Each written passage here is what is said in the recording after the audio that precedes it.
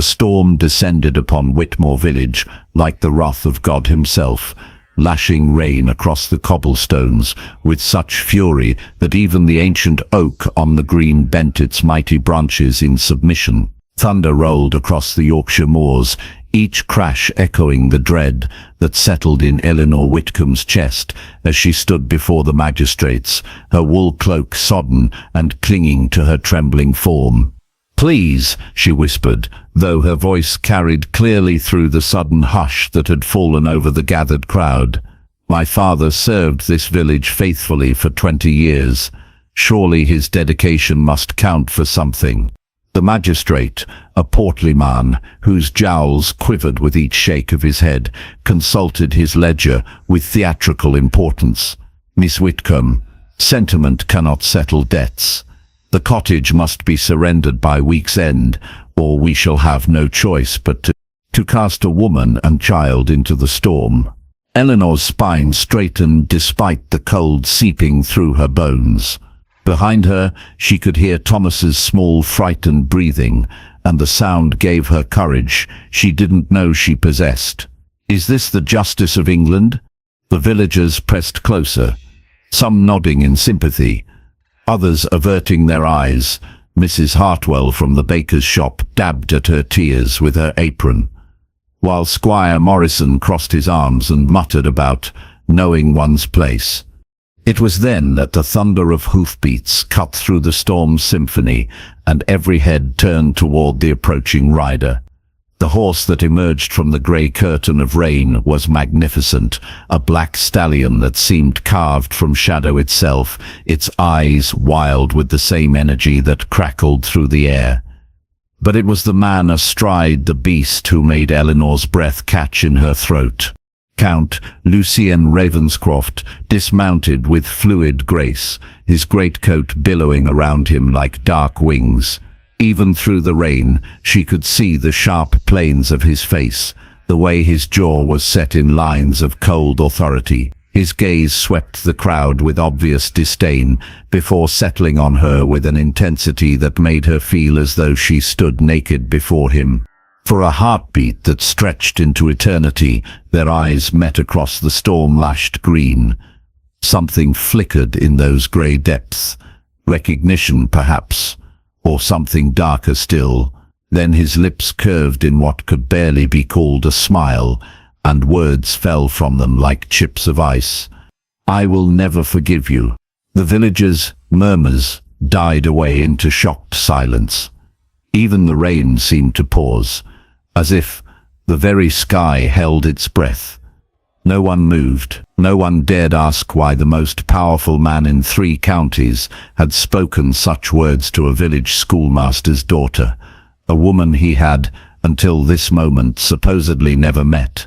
The cottage that Elinor called home bore little resemblance to the grand manor houses that dotted the countryside, yet it had been filled with more love than many palaces could claim.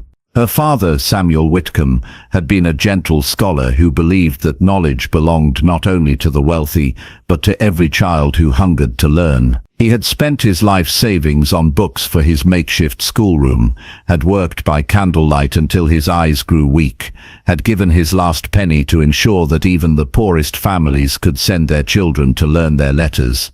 Now, 3 months after his death from a fever that had ravaged the village, Elinor found herself drowning in the debts he had accumulated in service of his noble cause. She had sold her mother's jewelry, her few good dresses, even her father's precious globe, everything save the books, which she could not bear to part with. Yet it was not enough, and never would be enough to satisfy the creditors who circled like vultures. "Ellie, are you certain we cannot stay?"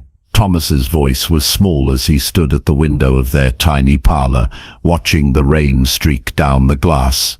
At 8 years old he possessed their father's gentle nature and curious mind, but not yet the understanding of how cruel the world could be to those without means. "We shall find another way," she murmured, though her heart ached with the lie. Where could they go? Her father's sister in London had made it clear that she considered her brother's family beneath her notice, particularly after her own marriage to a prosperous merchant. The workhouse loomed like a spectre in Elinor's mind, that grim fate that awaited those who had nowhere else to turn. But she would not surrender, not while she drew breath. She had inherited her father's stubborn streak along with his love of learning, and she had plans that extended far beyond mere survival. In her dreams, she saw a proper schoolhouse, where village girls might learn alongside the boys, where knowledge would not be rationed according to one's station in life. It was an impossible dream, perhaps, but it was hers.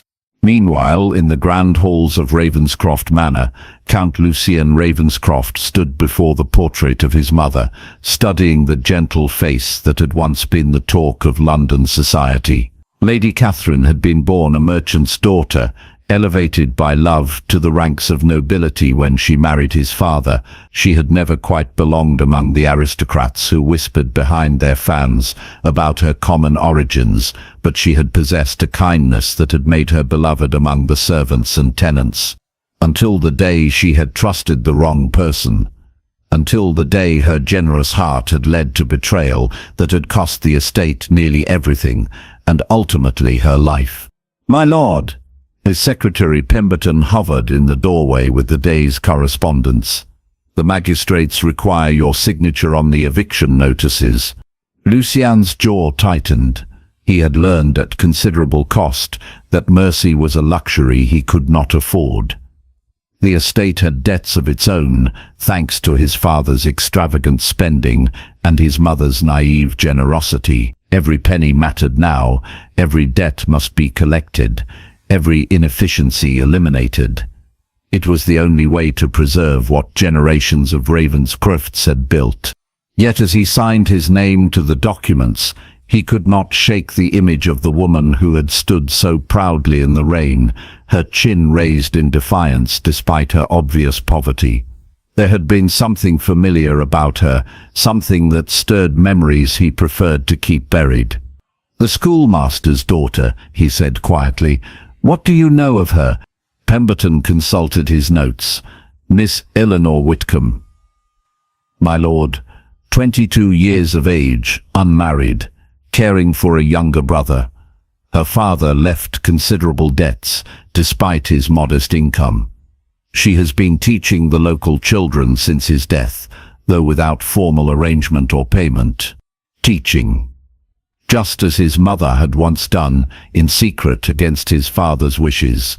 Lady Catherine had believed that education could elevate the common people, make them better servants, better citizens. She had been wrong, of course. Knowledge only made them discontented with their station, made them believe they deserved more than fate had granted them. As night fell over the manor, Lucien found himself thinking of grey eyes that had met his without flinching, of a voice that had spoken of justice without a tremor of fear. Such courage was admirable, perhaps, but also dangerous. People who refused to know their place were the ones who brought ruin to themselves and others. He had learned that lesson well. He would not forget it again. 3 days after the scene on the village green, Elinor knelt in her father's study, carefully packing his precious books into wooden crates. Each volume felt like a piece of her heart being torn away. But she had found a bookseller in the neighboring town who might purchase the collection. It would not be enough to save the cottage, but it might provide coin enough to secure lodgings elsewhere, somewhere she could continue to teach. Somehow, the sound of footsteps on the garden path made her pause, and through the window she glimpsed a figure that made her pulse quicken with unwelcome recognition. Count Ravenscroft approached her door with the measured stride of a man who had never doubted his right to go wherever he pleased. When his knock came firm, imperious, she took a moment to smooth her apron and steady her breathing before answering. He stood on her threshold like some dark angel of judgment, his greatcoat pristine despite the muddy lane, his expression unreadable. "Miss Whitcombe." He stepped inside without invitation, his gaze sweeping the modest parlour with obvious assessment. I have come to discuss your circumstances. How generous of you to take such interest in my affairs, my lord." The words slipped out before she could stop them, edged with more defiance than wisdom. "Though I confess myself puzzled as to your purpose here." His eyes, she noticed, were not merely grey, but held flecks of silver that seemed to catch the light like steel. "Your father's debts concern my estate. I have come to ensure that all matters are resolved with proper efficiency." The word fell between them like a blade. Elinor felt her cheeks burn, but she would not give him the satisfaction of seeing her cower. "I see. And what efficiency do you propose, my lord? Shall you have me dragged from my home by your footman, or do you prefer to oversee such cruelties personally?" For a moment, something flickered across his features, surprise perhaps at her boldness. Then his expression hardened once more. "What I prefer, Miss Whitcombe, is for my tenants to fulfill their obligations without melodrama. However, I am prepared to discuss alternative arrangements." It was then that young Thomas burst through the door from the kitchen, his arms full of wild flowers and his face bright with innocent joy. "Ellie, look what I found by the—" He stopped short at the sight of their visitor, instinctively moving closer to his sister's side. "This is my brother Thomas," Elinor said, her voice softening as she placed a protective hand on the boy's shoulder. "Thomas, make your bow to Count Ravenscroft." The child obeyed with the careful manners their father had instilled, but his eyes remained wide with curiosity rather than fear. "Are you the gentleman who owns all the horses? Mrs. Hartwell says you have hundreds of them, all black as midnight." Despite himself, Lucien felt the corner of his mouth twitch. "Not quite hundreds, and some are brown."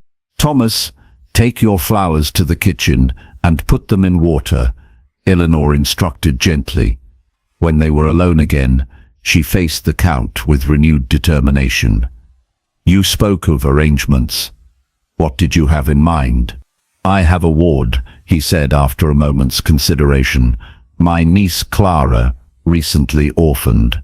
She requires instruction in languages, literature, and the accomplishments suitable to her station. The position of governess would provide room and board, as well as a salary sufficient to support your brother's schooling elsewhere." The offer struck her like a physical blow.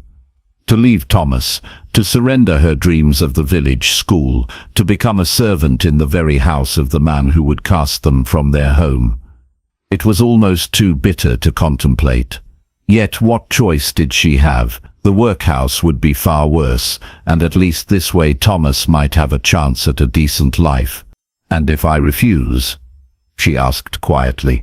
"Then you will face the consequences of your father's choices." His voice was without inflection, but something in his eyes suggested the words cost him effort to speak.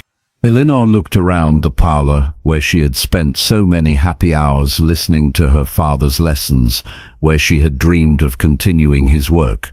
The books stacked in their crates seemed to reproach her with their silence. "I accept," she said at last, the words like ashes in her mouth, "but I have conditions of my own."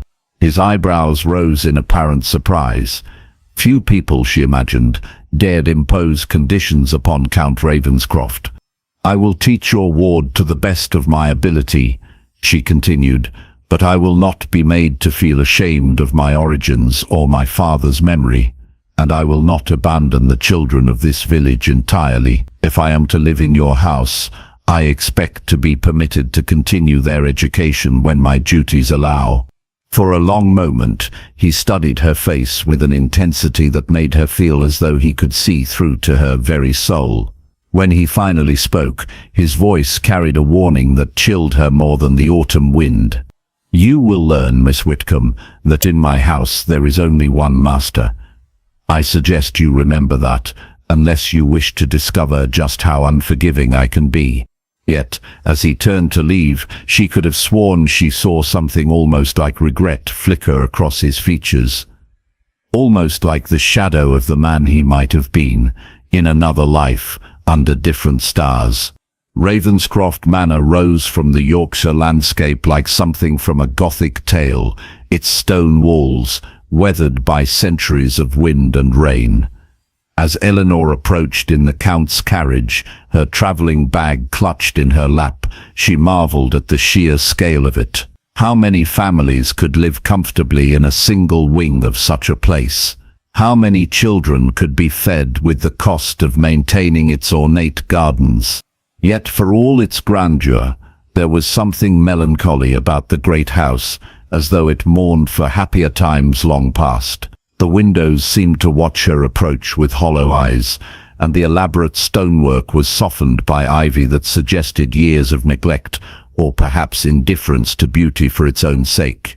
"Miss Whitcombe has arrived, my lord," the butler announced as she was shown into the Count's study. The room was a shrine to masculine authority, lined with leather-bound volumes and dominated by a massive desk that could have served as a dining table for her entire family. Lucien looked up from his correspondence, and she was struck once again by the sharp intelligence in those grey eyes. In the lamplight, the harsh lines of his face seemed less forbidding, though no less compelling. A scar ran along his left temple, a souvenir perhaps of his military service. "Clara is in the nursery," he said without preamble. "She has been difficult since her parents' death. I trust you will not indulge her in excessive sentiment." The criticism stung, though she tried not to show it. "Children grieve in their own way, my lord. Perhaps what she needs is patience rather than discipline." His expression darkened. "What she needs is to learn that tears accomplish nothing. The world shows no mercy to those who weep." "How very sad," Elinor murmured, "that you should think so." Their eyes met across the vast desk, and for a moment she thought she glimpsed something raw and wounded in his gaze. Then he looked away, shuffling his papers with unnecessary force.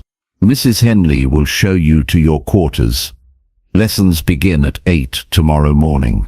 Clara proved to be a sprite of a girl with dark curls and solemn brown eyes that seemed far too old for her 7 years. She submitted to Elinor's introduction with polite indifference, answering questions in monosyllables and showing no interest in the books that had been selected for her education. "Do you like stories, Clara?" Elinor asked gently as they sat in the bright schoolroom that overlooked the gardens. "Stories are for babies," the child replied, though her fingers traced the gilded edge of a fairy tale collection with obvious longing. "I see. And what about music or drawing?" A shrug was her only answer, but Elinor noticed how Clara's gaze lingered on the pianoforte in the corner, dust motes dancing in the sunlight that streamed across its polished surface. It took 3 weeks of patient persistence before Clara's walls began to crumble. The breakthrough came during a thunderstorm that rattled the windows and sent the child huddling under her desk in terror. Without thinking, Elinor gathered the trembling girl into her arms and began to sing a gentle lullaby her mother had sung, about brave knights and safe harbors. "My mama used to sing that song," Clara whispered against her shoulder. "Did she? Then she had excellent taste in music." From that moment, the lessons transformed from duty into joy. Clara's quick mind seized upon knowledge with an eagerness that reminded Elinor painfully of her own childhood hunger for learning. They read together by the fire, worked mathematical problems with colored beads, and practiced French conversation during their walks in the garden. It was during one such walk that they encountered the Count returning from his morning ride. His horse was lathered with sweat, and there was something wild about his appearance that made Elinor's pulse quicken with unwelcome awareness. "Uncle Lucien!" Clara ran to him without hesitation, and Elinor was surprised to see his stern features soften as he lifted the child onto his saddle. "Have you been a good student today, little one? Miss Elinor taught me about France, where Mama was born. Did you know they eat snails there?" Clara wrinkled her nose in disgust, making him smile, the first genuine smile Elinor had seen from him. I did know that, yes. Though I believe the French consider them a delicacy. That's disgusting, Clara declared, and his quiet laughter sent an unexpected warmth through Elinor's chest. Their gazes met over the child's head, and something passed between them, a moment of shared understanding, perhaps, or recognition of Clara's healing. Then his expression shuttered once more, and he set his niece gently on the ground. Run along to Mrs. Henley for your tea. I wish to speak with Miss Whitcombe. When they were alone, he dismounted and stood closer than propriety dictated, close enough that she could smell leather and horse and something indefinably masculine that made her pulse flutter. She seems improved, he said carefully. Children are remarkably resilient when given love and security, Elinor replied, trying to ignore the way her breath shortened when he was near. Perhaps adults could learn from their example. His jaw tightened. Adults learn different lessons, harsher ones. Not all adults, surely. Some choose to remain open to joy, despite their wounds. He studied her face with that unnerving intensity she was beginning to recognize. And what wounds do you carry, Miss Whitcombe? What losses have taught you such wisdom? The question caught her off guard, too personal for the careful distance they maintained. I have lost my parents, my home, my security, but I have not lost hope. Hope, he repeated, as though testing the word on his tongue. A dangerous luxury, or a necessary light in the darkness. For a moment, she thought he might say something more, something that would crack the careful facade he wore. Instead, he mounted his horse and rode away without another word, leaving her standing in the garden with her heart beating far too fast. That evening, as she helped Clara prepare for bed, the child's innocent question pierced her with unexpected longing. Miss Elinor, do you think Uncle Lucien is lonely? He always looks so sad when he thinks no one is watching. From her window that night, Elinor could see a light burning late in the Count's study. She found herself wondering what thoughts kept him wakeful, what memories haunted his solitary hours, and despite every rational instinct, she found herself wishing she might offer comfort to the wounded man behind the cold mask. Such thoughts, she told herself firmly, were both foolish and dangerous. Yet as she finally drifted toward sleep, it was grey eyes filled with shadows that followed her into dreams.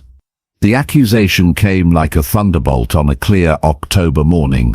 Elinor was in the village teaching her small group of pupils when Magistrate Thornbury arrived with 2 constables in tow, their faces grim with official purpose. Miss Whitcombe, Thornbury's voice carried across the makeshift schoolroom with terrible authority. By order of the county magistrates, you are hereby summoned to answer charges of fraud and theft against your late father's estate. The children scattered like startled birds as the adults pressed closer, their faces a mixture of shock and shameful curiosity. Mrs. Hartwell pushed forward, her baker's apron still dusted with flour. Surely there's been some mistake, she protested. Samuel Whitcombe was as honest as the day is long. Evidence has come to light, Thornbury continued, producing a leather portfolio with theatrical flourish, suggesting that the deceased falsified records of tuition payments and charitable donations, embezzling funds intended for the education of the poor. Elinor felt the blood drain from her face as the implications struck her. Such charges would not only destroy her father's memory, but make it impossible for her to continue teaching anywhere in England. That is impossible, she managed, though her voice sounded thin and reedy to her own ears. My father dedicated his life to education. He died poor because he gave everything to his students. These documents suggest otherwise, Thornbury replied, though his eyes would not quite meet hers. You will present yourself at the Manor House this afternoon to face Lord Ravenscroft's judgment in this matter. The crowd began to murmur, Some voices raised in her defense, others already turning to whispered speculation about guilt and hidden sins. Elinor felt the world spinning around her as she was escorted home to await her summons, her small group of students watching with wide, frightened eyes. By the time she was called to the manor that afternoon, word had spread throughout the county. She entered the great hall to find it filled with local gentry, magistrates, and prominent citizens, all gathered to witness her humiliation. At the head of the room, Count Ravenscroft sat behind a massive oak table, his expression carved from stone. Lady Honoria Blackwood, his elegant cousin, stood at his right hand like some avenging angel, her beauty made sharp by malicious satisfaction. "My lords and ladies," she announced in her cultured voice, "we are gathered to address a most serious matter of fraud and deception that has touched our very community." The evidence, when presented, was damning in its thoroughness. Documents bearing her father's signature, accounts that showed discrepancies, testimonials from supposed benefactors who claimed they had been deceived. It was a masterwork of fabrication, and Elinor recognized with sinking heart that she was utterly defenseless against it. "What have you to say in answer to these charges?" Count Ravenscroft's voice cut through the murmurs like a blade. Elinor stood straighter, calling upon every ounce of her father's dignity. "I say that these accusations are false, my lord. My father may have been naive in his trust, generous to a fault in his giving, but he was no thief. These documents—" She gestured helplessly at the table. "I do not know how they came to be, but I know they lie." Lady Honoria's laugh was like crystalline mockery. How convenient that the only witness to contradict such thorough evidence is the accused's own daughter. "Perhaps grief has clouded your judgment, my dear, or perhaps the apple has not fallen far from the tree. Enough." The Count's single word silenced the hall.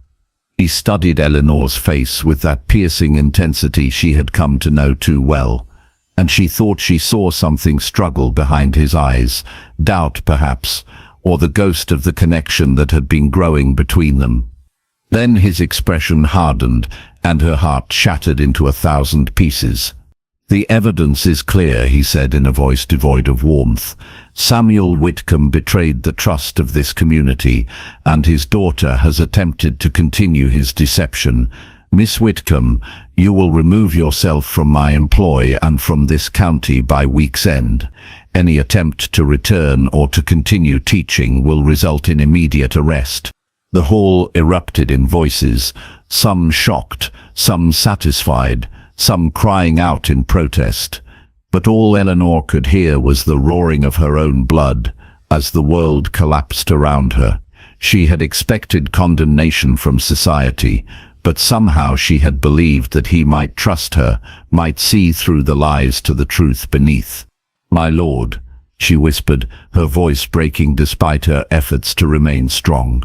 "Surely you cannot believe." "I believe what the evidence tells me," he replied, and now there was something almost like pain in his voice. "I have learned, at great cost, that trust is a luxury I cannot afford. You will leave Ravenscroft Manor tonight." It was then that her composure finally cracked, that the tears she had fought so desperately came flooding forth, despite every effort to contain them. She wept not just for her ruined reputation or her lost position, but for the connection she had thought was growing between them, for the hope she had dared to nurture that he might see her as more than just another fortune hunter.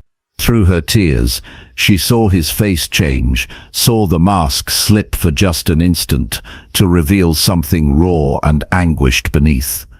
But it was too late now. The damage was done, the words spoken that could never be taken back. "I trusted you," she whispered, and the words carried across the silent hall like an accusation. "God help me, I trusted you."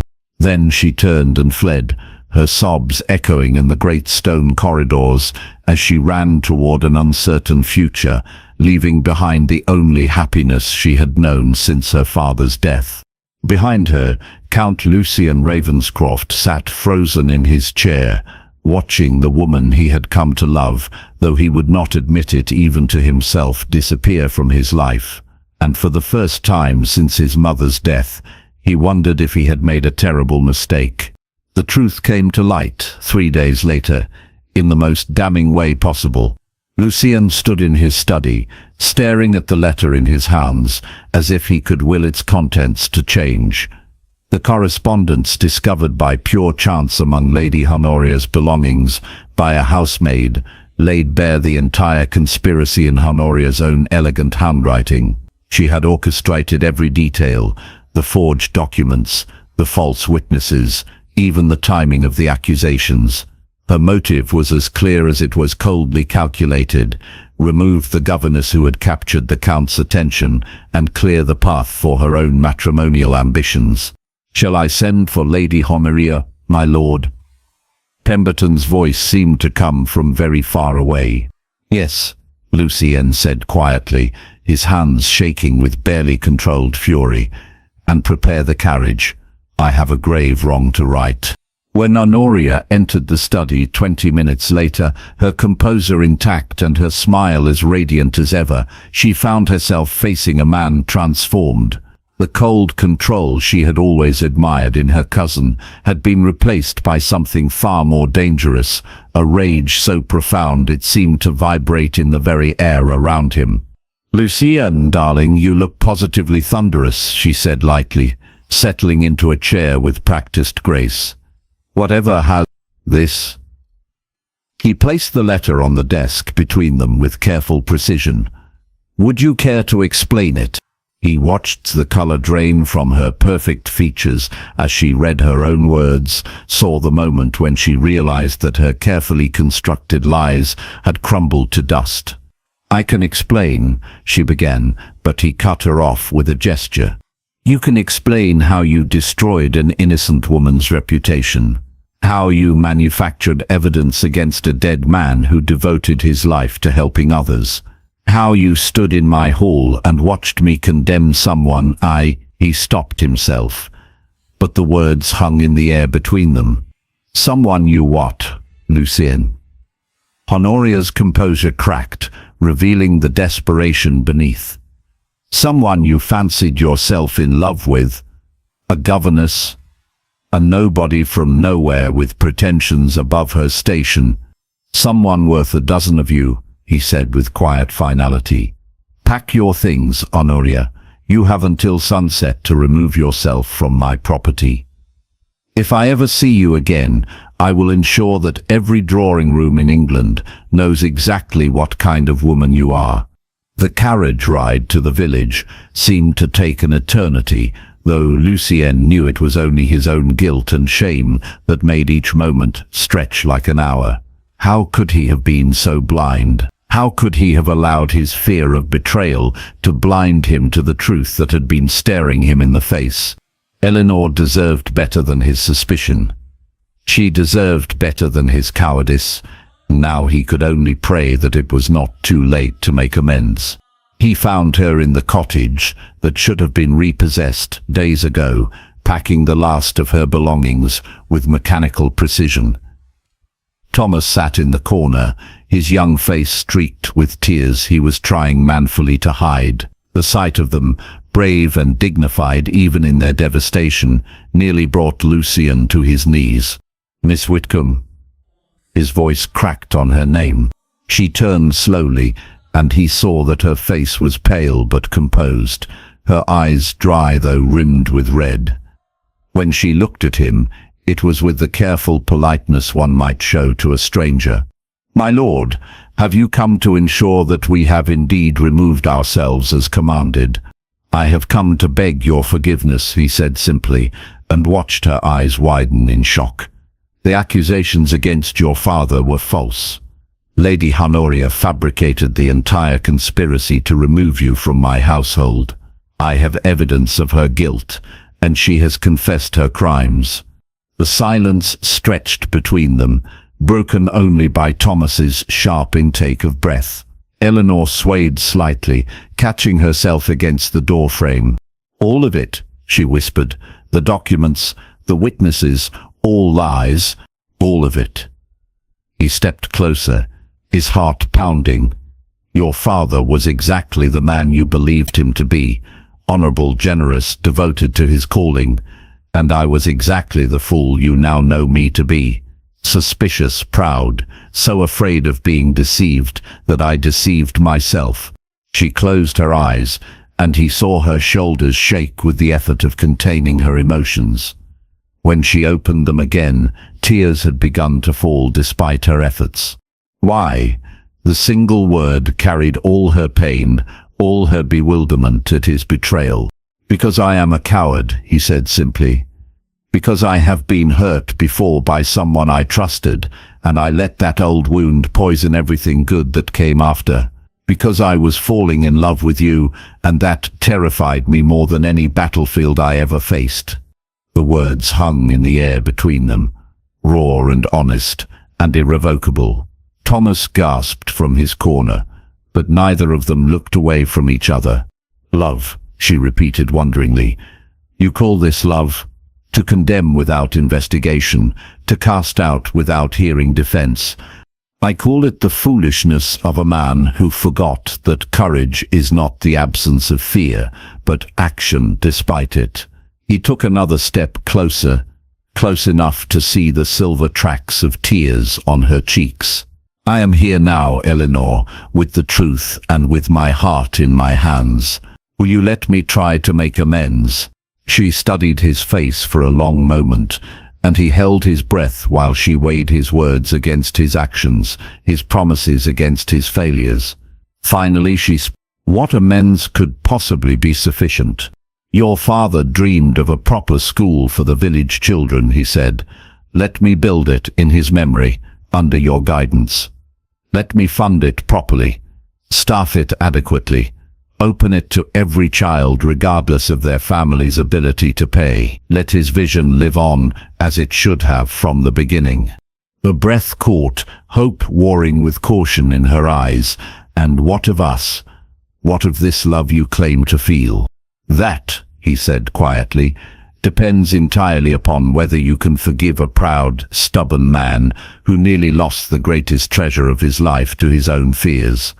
I am asking not for your immediate trust, but for the chance to earn it back. The chance to prove that I can be worthy of the woman who taught me what real courage looks like.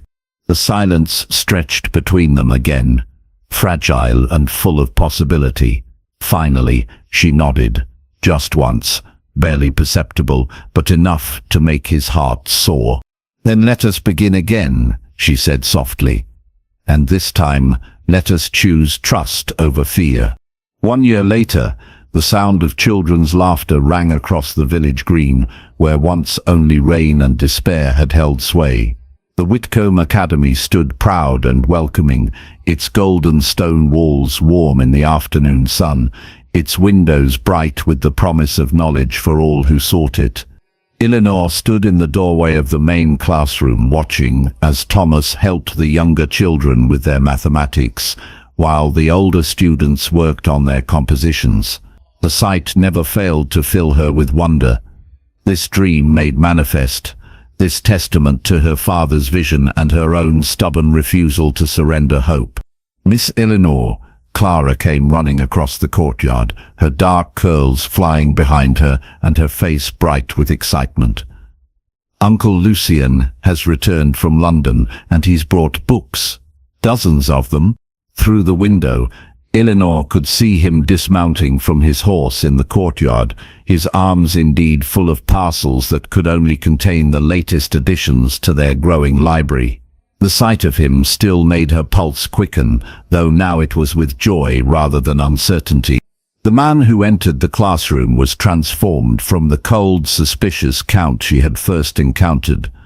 Oh, he was still imposing, tall and commanding, with those piercing grey eyes that missed nothing, but now warmth tempered the steel, and his smile came readily when his gaze found hers.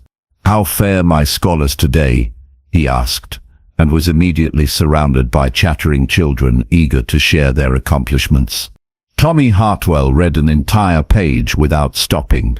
announced young Sarah Mills proudly, and Mary finished her sums before anyone else. Remarkable achievements, Lucien agreed solemnly, though his eyes danced with suppressed laughter. I believe such excellence deserves celebration.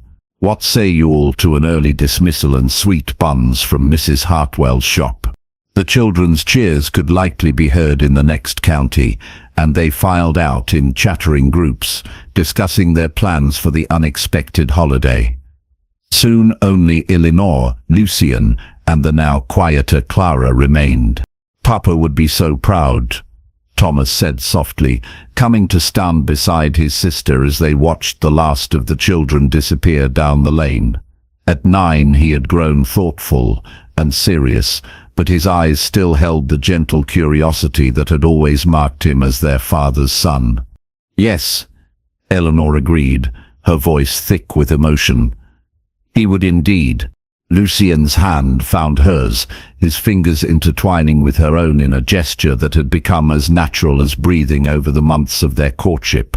Their engagement had caused quite the scandal in certain circles. A count marrying a governess was shocking enough, but one who had been publicly accused of fraud was beyond the pale.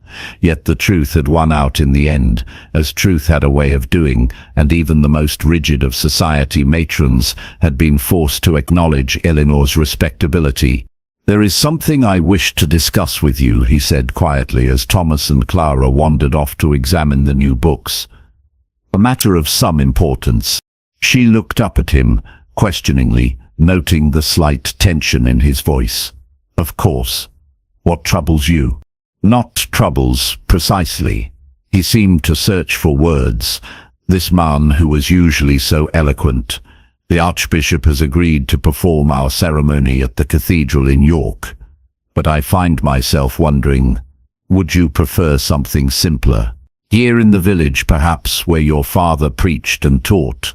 The question caught her by surprise, touching something deep in her heart that she had not even realized was tender. To be married in the little church where her parents had exchanged their vows, where her father had delivered his gentle sermons about love and charity and hope, it would be perfect. You would do that? She asked wonderingly. Give up the grand ceremony for something so humble? Elinor, he said, his voice rough with emotion, I would give up everything for you. Surely you know that by now. She did know it, had seen the proof in a dozen different ways over the months since their reconciliation.